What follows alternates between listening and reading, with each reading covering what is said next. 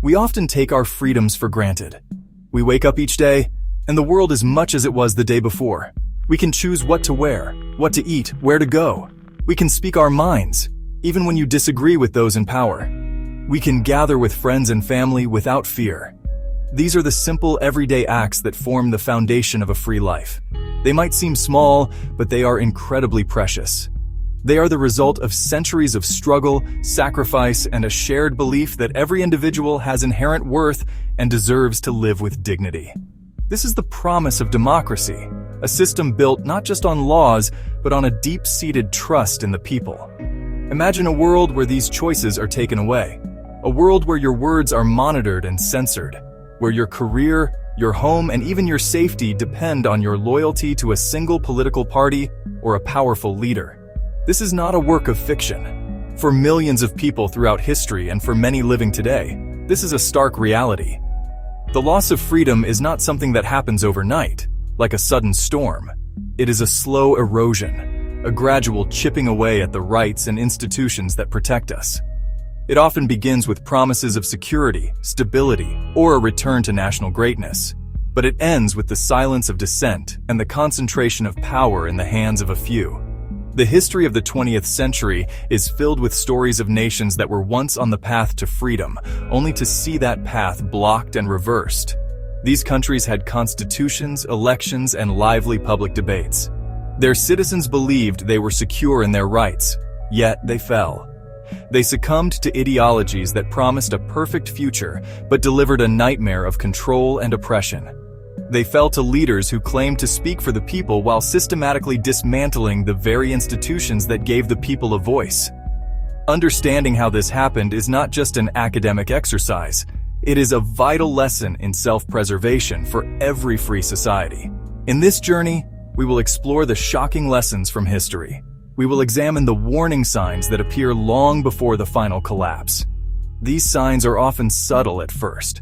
A change in political language, a growing distrust of established institutions, the rise of leaders who thrive on division and fear. By learning to recognize these patterns, we can better understand the threats facing democracies around the world today, including our own. This is not about spreading fear, but about empowering ourselves with knowledge. For knowledge is the first line of defense in the preservation of freedom. To understand how a system can be lost, we must first be clear about what it is. Democracy is more than just voting. It is a complex ecosystem of rights, responsibilities, and institutions. At its heart, democracy is the idea that political power comes from the people. A true democracy also requires a free press to hold leaders accountable, an independent judiciary to ensure the rule of law applies equally, the protection of minority rights so the majority cannot simply impose its will. Freedom of speech, assembly, and belief are its lifeblood. It is messy, often slow, and imperfect, built on human liberty. On the other end of the spectrum lies communism, at least as it has been practiced in history. In theory, communism is an ideology aiming for a classless society, a system where property is publicly owned, where each person works and is paid according to ability and need. The promised vision? Perfect equality, an end to exploitation. In practice, where communist parties seized power, the result has often been the opposite of freedom. The state exerts total control over the economy. The state controls the media. The state controls education. The state intrudes into private lives.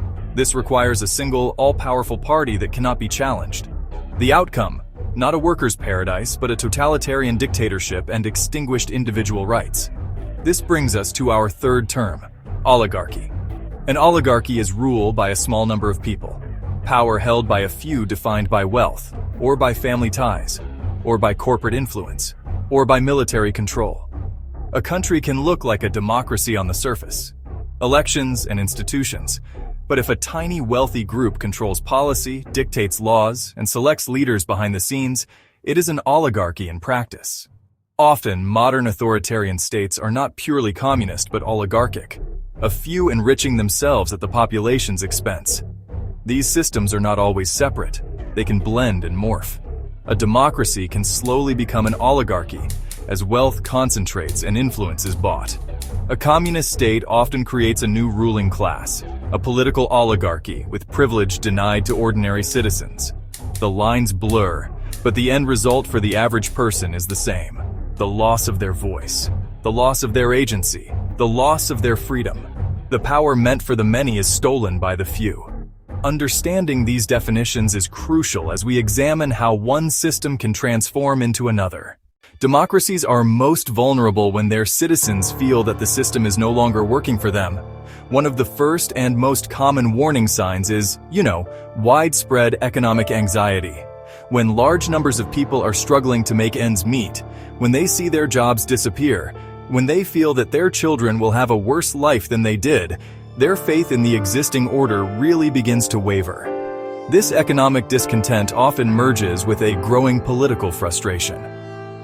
Folks start to feel that their voices just aren't being heard by the political establishment. They look at their leaders and see a distant, self-serving elite who are out of touch with the concerns of ordinary people. This leads to a deep cynicism about the entire political process. The belief spreads that the system is rigged in favor of the wealthy and the well-connected, and that traditional politics is nothing more than a pointless game. This sense of alienation is a profound danger to a democracy. When citizens lose faith in their institutions, they become open to radical alternatives. The slow, messy process of democratic compromise starts to look like weakness and inefficiency. People begin to yearn for a strong leader who will sweep away the old corrupt system and act decisively on their behalf. Into this climate of anxiety and division steps a particular type of political leader, the strongman. This figure, who can come from the left or the right, offers a seductive proposition. He or she claims to be the only one who understands the people's pain and the only one who can fix it.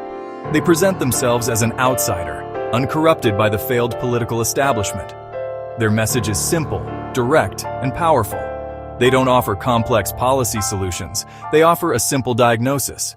The nation's problems, they say, are caused by a specific enemy, an internal elite, a foreign power, or a minority group. And they promise a simple solution: give them power, and they will crush this enemy. The first battlefield in the war against democracy is the public mind. Aspiring autocrats understand that to change a country, you must first change how its people think and speak. They begin by weaponizing words. Simple, powerful slogans are crafted and repeated endlessly. A key tactic of the strongman is to attack the very idea of objective truth. They create their own reality. When the media fact-checks them or exposes their lies, they don't retract. They double down. They attack the media as biased and fake news. The goal is to confuse the public and erode trust in all sources of information. In this chaotic environment, citizens don't know what to believe. Many give up trying to find the truth and instead choose to believe the leader who makes them feel secure and validated. This creates an information bubble where the leader's word becomes the only truth that matters. What their supporters often fail to see is that the leader who promises to break all the rules to help them will also break the rules to entrench his own power. The bargain they offer is a dangerous one. Trade your freedoms for the promise of security. History shows us it is a trade that almost always ends in tragedy. Once the new narrative is established, the next logical step is to eliminate all competing voices. A free and independent press is the natural enemy of any aspiring dictator. The assault on the press rarely begins with outright censorship. It starts more subtly. Government advertising is withdrawn from critical publications. Tax investigations are launched against media owners. New, vaguely worded laws are passed, giving the state a legal pretext to fine and arrest journalists. Independent media outlets are bought up by oligarchs loyal to the regime, who then promptly change the editorial line. Slowly but surely, the space for independent journalism shrinks. For the average citizen, the result is a profound information darkness. Without a free press to act as a mirror to society, the country can no longer see itself clearly, and the regime is free to commit its abuses in the shadows. Every authoritarian regime needs an enemy. It is the organizing principle of their rule. An external or internal threat provides a powerful justification for the suspension of civil liberties and the concentration of power. This group is dehumanized, described not as people but as pests, invaders, or a cancer on the body politic. Once the public has been conditioned to fear and hate the enemy, the state can begin to take action against them. These actions are presented as necessary national security measures. The majority population, gripped by fear, often acquiesces or even cheers. They fail to realize that a government that can strip rights from one group can eventually strip them from all groups. A democracy's resilience lies in its institutions. For an aspiring autocrat, these institutions are major obstacles. The more effective strategy is to capture them from within. The process often begins with the judiciary. The leader uses appointment powers to fill the courts with loyalists. Independent-minded judges are forced out. When courts become instruments of the executive, the rule of law is effectively dead. Next comes the civil service. Experienced professionals are pushed out and replaced by party hacks and cronies. Police and intelligence agencies are purged and used to spy on, harass, and intimidate political opponents. This slow capture of the state's key institutions is one of the most insidious steps. It happens gradually, often unnoticed by a distracted public, until it's too late. The final step in securing control is to make the new authoritarian reality seem normal. Each individual transgression might seem small, but together they shift the boundaries of what is acceptable. Citizens may not recognize the mortal danger they are in until they are boiled alive. They adapt, learning to be more careful about what they say. This self-censorship outsources repression to the citizens themselves. A climate of fear pervades everyday life. Dissent dies, not with a bang, but with a whimper. The vibrant, noisy, messy world of democracy is replaced by the sterile, orderly, silent world of authoritarianism. The loss of freedom is complete. The collapse of the Soviet Union in 1991 was a moment of incredible hope. For the first time in generations, the Russian people had a chance to build a free and democratic society. This democratic experiment, however, was built on shaky foundations. The transition to a market economy was brutal.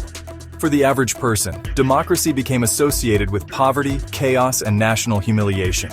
Into this vacuum stepped Vladimir Putin.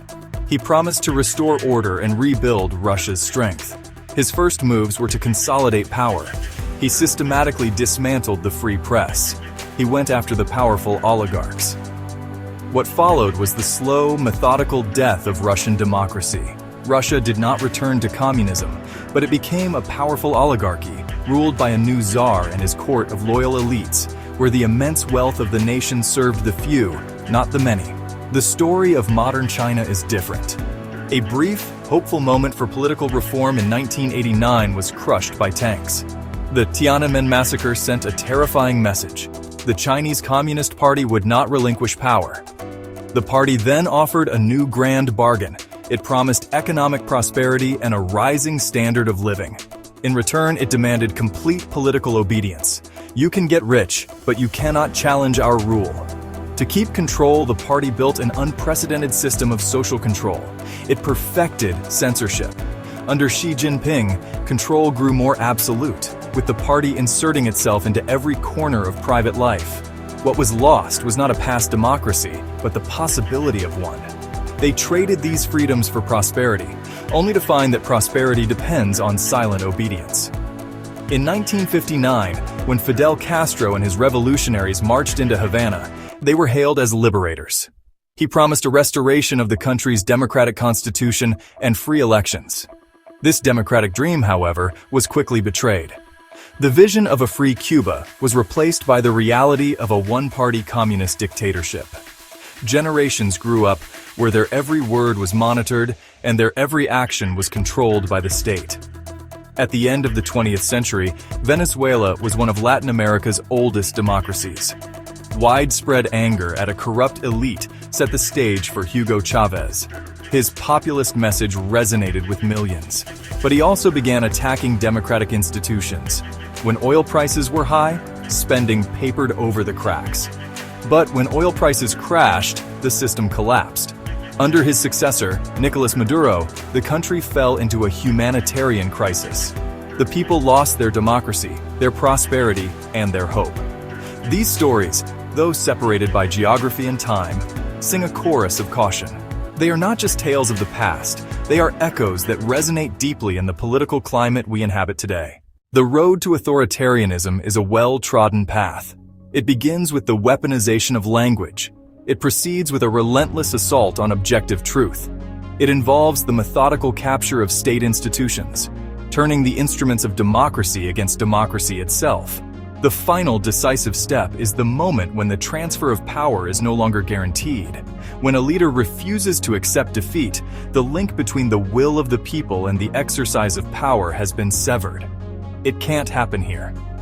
The most chilling lesson is the danger of complacency, the seductive whisper that it can't happen here.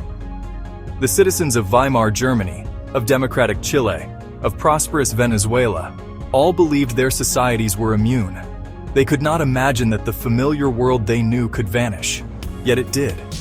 Therefore, we must see the events in our own time through this historical lens. When we hear leaders describe their fellow citizens as enemies of the people, we should hear the echoes of the past.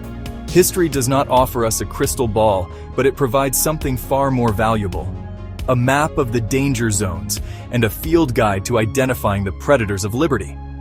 Ignoring these lessons is a luxury no free society can afford. The defense of democracy is a practical task. Stay informed and support professional journalism. Defend the truth in your own spheres of influence. Engage locally. Vote in every election, not just the major ones. The most profound project is the difficult, patient work of rebuilding trust. Seek out conversations with people who hold different views, not to convert them, but to understand them. Authoritarians thrive on distrust and division. A society that can rebuild its bonds of social trust becomes infertile ground for the seeds of tyranny. Democracies are not monuments of stone, but are more like gardens, which require constant tending, weeding, and care. If they are neglected, the weeds of authoritarianism will inevitably grow. The greatest source of hope lies in the human spirit. The desire for dignity, for justice, and for freedom is a universal aspiration. Authoritarian systems, for all their outward strength, are inherently brittle. They rule by fear, not by consent, and fear is a shallow foundation. The future of our democracies is not yet written. Let us arm ourselves with the wisdom of history. Let us commit ourselves to the daily work of citizenship. The defense of democracy is the great defining challenge of our time. Let us rise to meet it,